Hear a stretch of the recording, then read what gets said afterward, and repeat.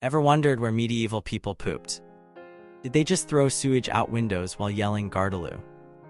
Was the stench of medieval towns truly unbearable? Number 10. The not-so-pleasant reality of medieval waste. Living in the Middle Ages meant dealing with waste in ways that would make our modern sensibilities cringe.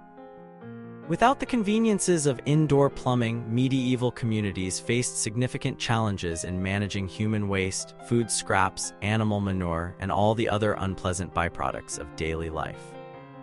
Yet, contrary to popular belief, medieval towns weren't simply wallowing in filth with no strategies for waste management. People understood that living in their own waste was unhealthy and unpleasant, even if they didn't have germ theory to explain why. In many European towns, residents used a surprisingly straightforward system, the neighborhood dung heap. These designated areas served as community dumping grounds where residents would deposit waste of all kinds. Located on the outskirts of settlements, these waste piles allowed decomposition to happen at a safe distance from living quarters. While not exactly sophisticated by today's standards, these communal dumps represented an organized approach to waste management and demonstrated that medieval communities recognized the importance of separating waste from living spaces. Medieval cities like London implemented regulations as early as the 13th century prohibiting the dumping of waste in public streets and waterways. These laws often included fines for violations, showing that civic authorities recognized the public health implications of improper waste disposal. Special officers called rakers or gong farmers were employed in some larger towns to collect waste and transport it outside city walls. These early waste management professionals played a crucial role in maintaining urban cleanliness, even if their methods were rudimentary by modern standards. Number 9. The Castle Conundrum, Royal Waste Solutions. When people think about medieval castles, they often picture fairy tale fortresses without considering practical concerns like waste disposal. How did the nobility handle their sewage needs while maintaining the dignity of their elevated station? Castle designers actually incorporated clever architectural solutions for waste management. The garderobe, a medieval toilet, consisted of a stone or wooden seat positioned over a shaft built into the castle wall.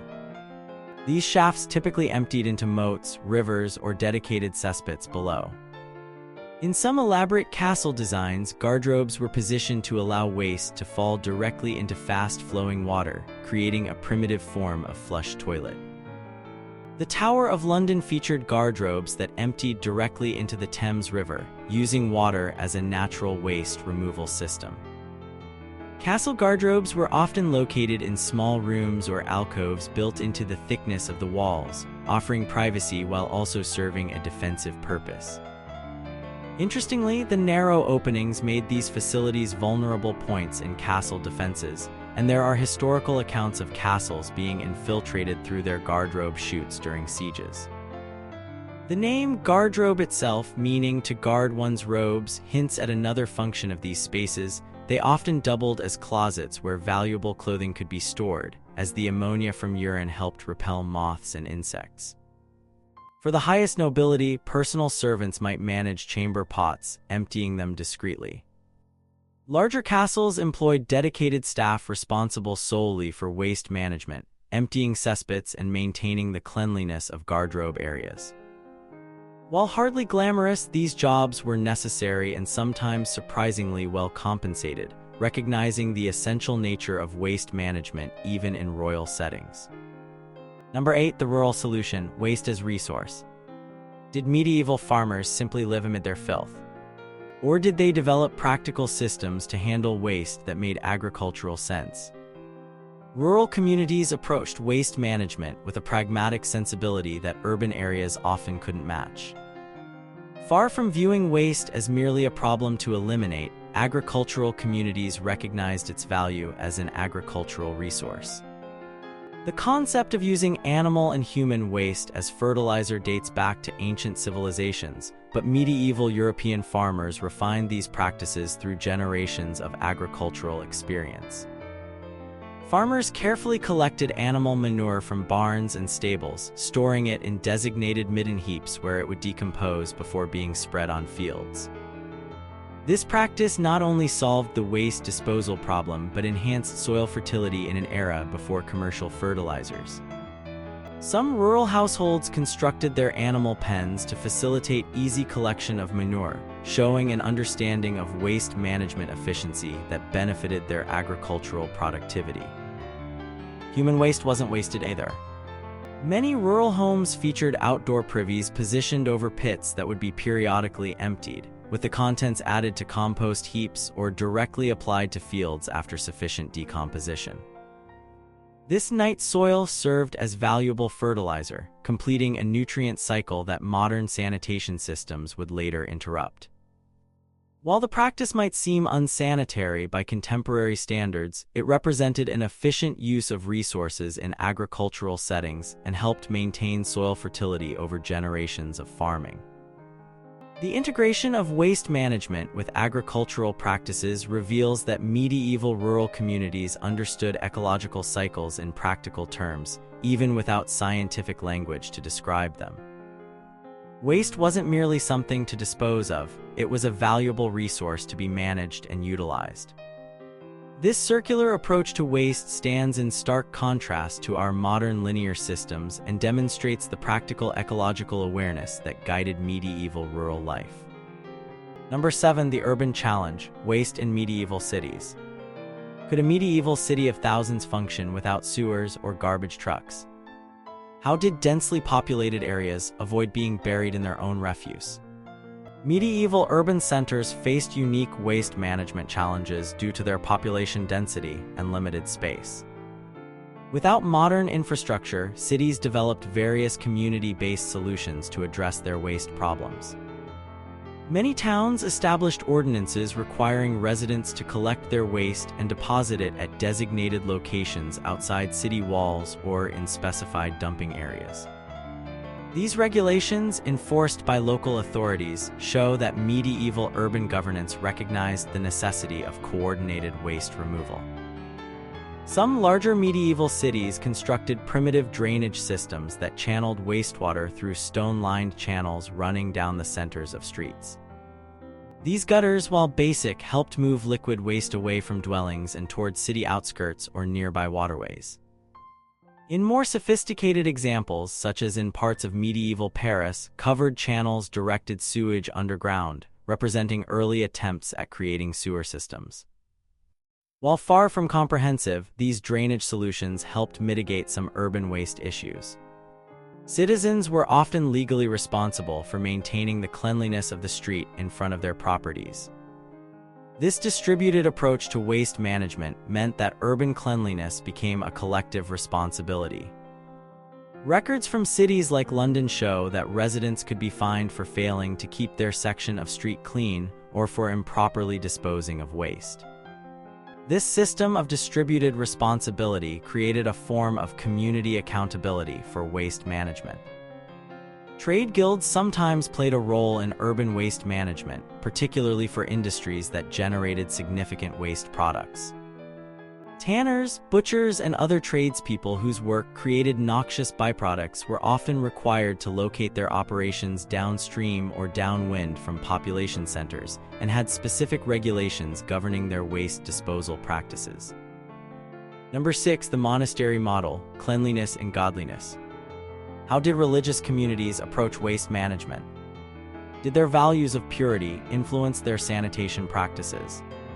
Medieval monasteries developed some of the most sophisticated waste management systems of their era, combining practical engineering with religious values emphasizing cleanliness. Many monastic complexes featured elaborate water management systems that brought fresh water in while efficiently removing waste. The Cistercian order became particularly renowned for their hydraulic engineering skills, constructing systems that channeled water through various monastery buildings before carrying waste away. Archaeological evidence from sites like Fountains Abbey in England reveals sophisticated latrine systems where waste was flushed away by diverted stream water into nearby waterways. These monastic necessariums, or rereorders, were large communal toilet facilities built as extensions of the dormitory, often positioned over running water that would carry waste away from the monastery grounds. Some larger monasteries could accommodate dozens of monks simultaneously in these facilities, representing an early form of public sanitation. Monastery infirmaries, where sick members of the community were treated, often featured separate waste disposal systems, showing an intuitive understanding of the connection between waste and illness even before germ theory was established. Monasteries also typically implemented strict rules about personal hygiene, including regular hand washing before meals and other activities, practices that had both religious and practical sanitary benefits. The monastery model of waste management represented some of the most advanced thinking about sanitation in the medieval period. By combining practical engineering with religious values emphasizing purity and cleanliness, monastic communities created systems that were remarkably effective for their time. These innovations influenced broader medieval society and provided examples of organized waste management that sometimes spread to surrounding communities. Number 5. The river's role: waterways as medieval sewers. Were rivers simply convenient dumping grounds? Or did medieval communities have more nuanced relationships with their waterways? Rivers played a complex and sometimes contradictory role in medieval waste management. On one hand, flowing water provided a convenient means of carrying waste away from human settlements. On the other hand, these same waterways were vital sources of drinking water, fishing grounds, and transportation routes that needed protection from excessive pollution. Many medieval towns positioned waste-producing industries like tanneries, dyeworks, and butcheries downstream from the main settlement, showing an understanding that river pollution could affect communities downriver. This practice of zoning polluting industries represents an early form of environmental regulation, even if it was based on practical experience rather than scientific testing. Archaeological evidence from medieval waterfront sites reveals structures designed to manage waste disposal into rivers.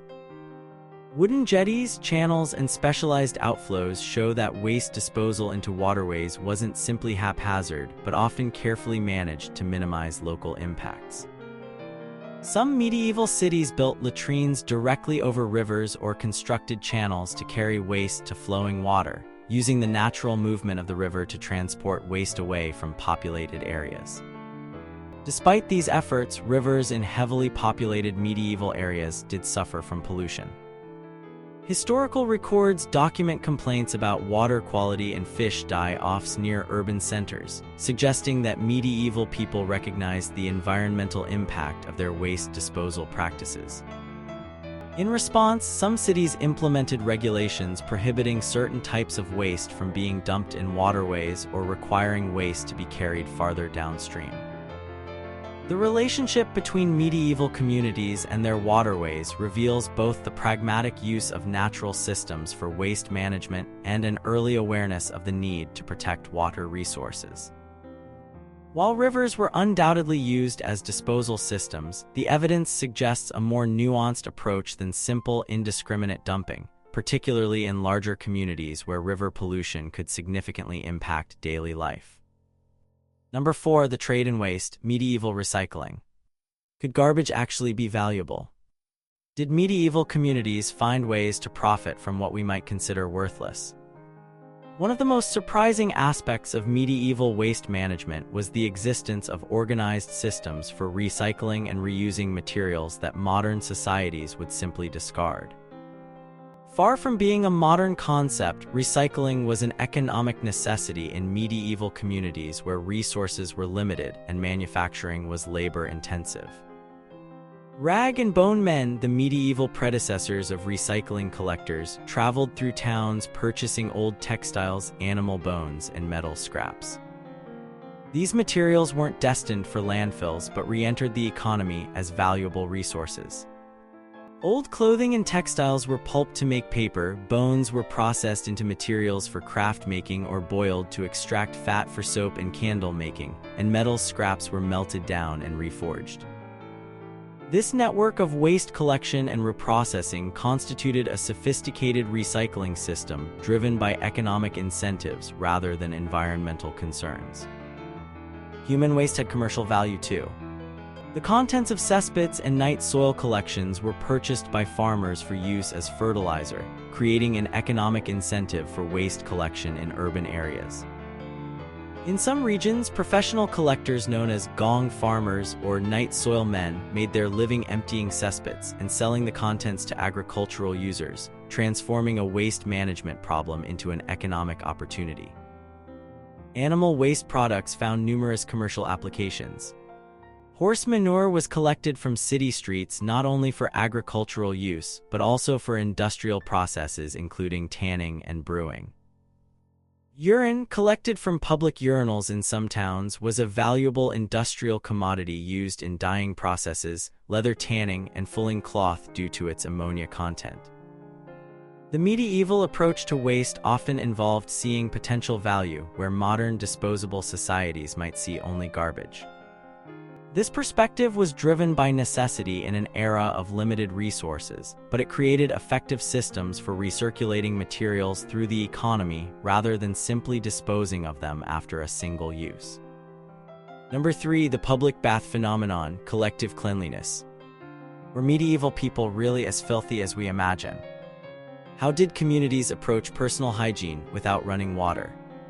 Contrary to popular misconceptions about medieval filthiness, many towns and cities maintained public bathing facilities that served important hygienic and social functions. Public bathhouses, while varying widely in sophistication and availability across regions and periods, played a significant role in medieval hygiene practices, particularly in urban areas. These establishments ranged from simple wooden structures with basic tubs to elaborate stone buildings with heated pools, steam rooms, and washing areas.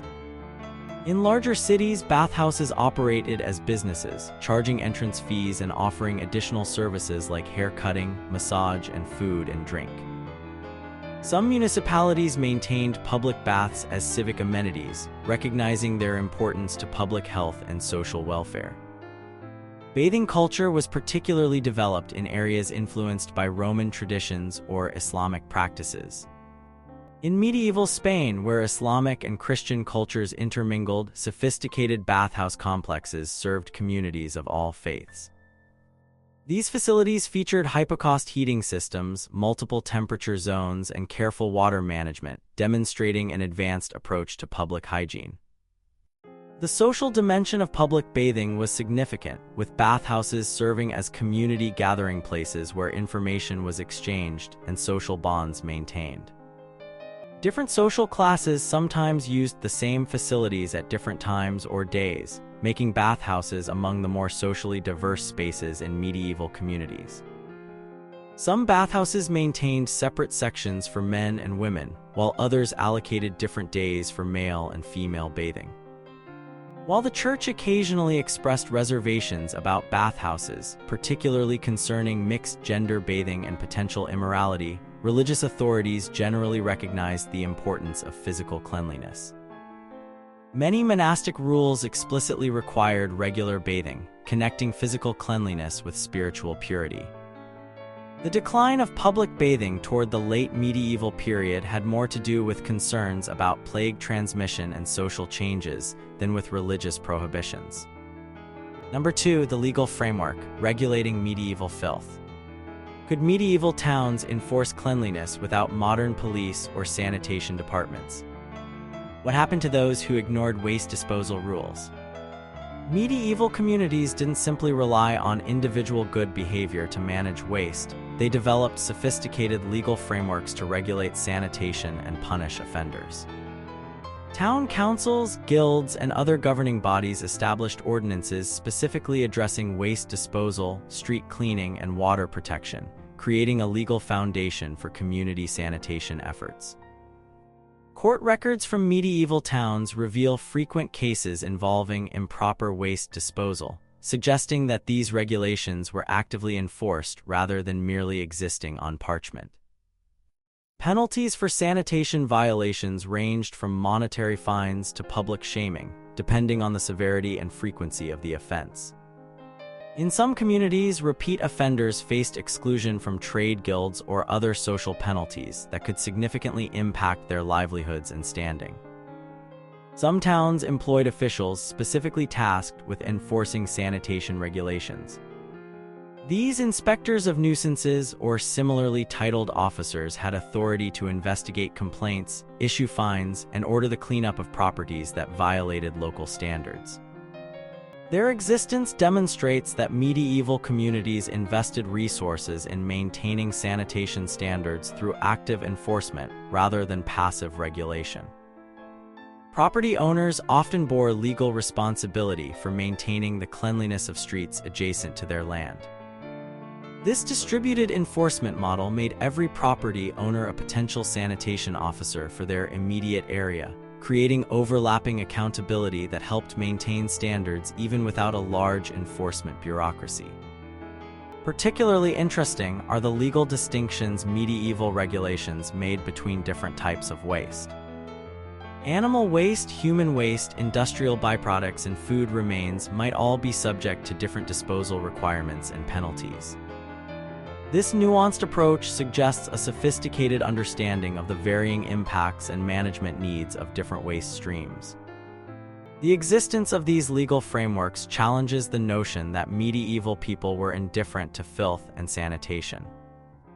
Rather, their communities created and enforced rules designed to maintain livable environments within the technological constraints of their era, showing that the desire for clean living spaces is not merely a modern development. Number 1. The plague effect, waste management after the Black Death. Did devastating disease outbreaks change how medieval communities thought about waste? Could the plague have inadvertently improved sanitation? The catastrophic impact of the Black Death in the mid-14th century profoundly influenced medieval waste management practices, as communities struggled to understand and prevent disease transmission. While medieval people didn't understand germ theory, they observed connections between unsanitary conditions and disease spread, leading to significant innovations in waste management following major plague outbreaks. After experiencing devastating mortality rates, many European towns implemented stricter waste disposal regulations and increased enforcement of existing sanitation laws. Municipal records from post-plague periods show increased expenditure on waste removal services and street cleaning, suggesting a renewed commitment to urban cleanliness. Venice, Florence, and other Italian cities that suffered severely from plague became particularly proactive in implementing sanitation measures, including organized waste collection and disposal systems. The theory of miasma, the belief that disease spread through foul air, gained prominence after the plague, leading to increased attention to odor control in urban areas. While this theory was scientifically incorrect, it nevertheless motivated beneficial sanitation practices, as communities worked to eliminate foul-smelling waste accumulations that were associated with disease. Towns increased the frequency of waste collection and dredging of ditches specifically to combat corrupt air believed to spread illness. The plague created demographic conditions that inadvertently facilitated improved waste management in some regions. Population losses meant less waste generation and less crowding in urban areas, making sanitation challenges more manageable in the short term. However, these depopulated conditions also meant fewer workers available for waste collection and sanitation maintenance, creating new challenges for maintaining cleanliness. Perhaps most significantly, the plague experience strengthened the association between cleanliness and public health in the medieval mind. While people lacked modern understanding of disease transmission, the observed correlation between unsanitary conditions and illness led to a more serious approach to waste management as a community health measure. This conceptual shift laid important groundwork for later developments in public sanitation. Were medieval waste management systems really as primitive as we imagine? Or have we underestimated the ingenuity of our ancestors when it came to dealing with society's most unpleasant problem?